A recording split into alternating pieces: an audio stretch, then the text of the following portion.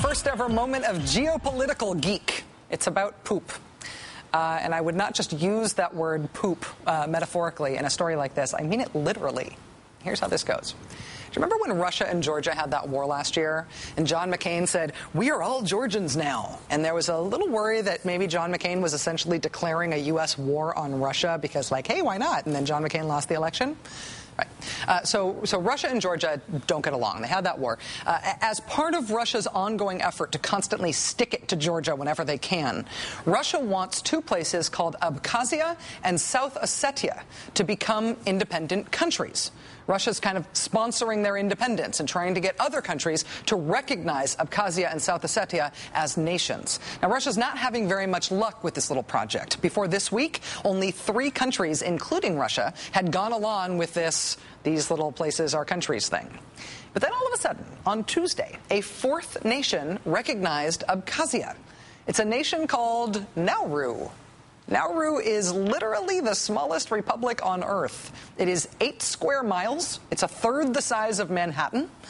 Why would a teeny tiny island nation in the South Pacific care about the nationhood of Abkhazia on the other side of the world? Money. A need for money related to the aforementioned poop.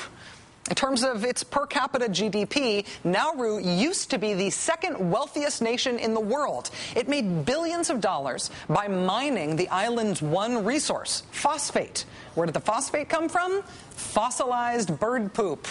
But by the end of the last century, the bird poop was all but exhausted. It had been mined and processed. And even though birds are happy to make more poop all the time, fresh is not the same. It has to be fossilized.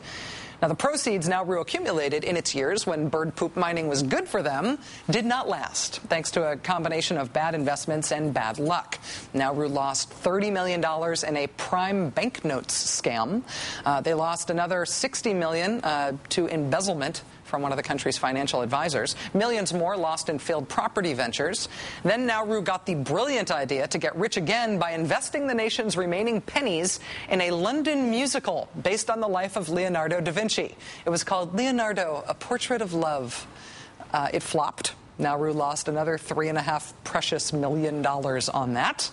So now, low on luck, low on fossilized poop, desperately low on funds, Nauru turned to other sources of income.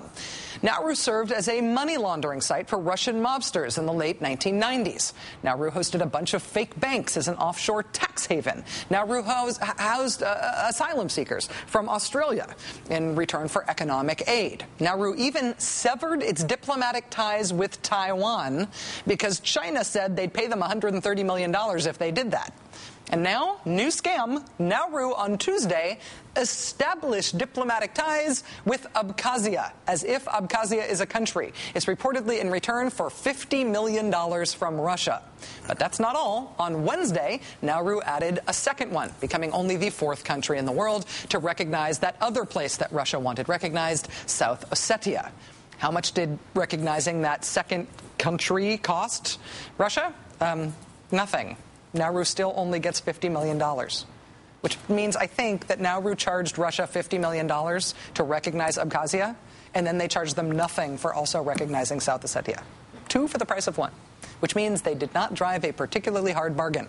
No wonder their economy is in such a bad shape. But you know, when it comes down to it, who are we to judge, really? Foreign policy for profit. I mean, it sounds bad, but apparently it is nothing compared to the terrible economic consequences of running out of poop.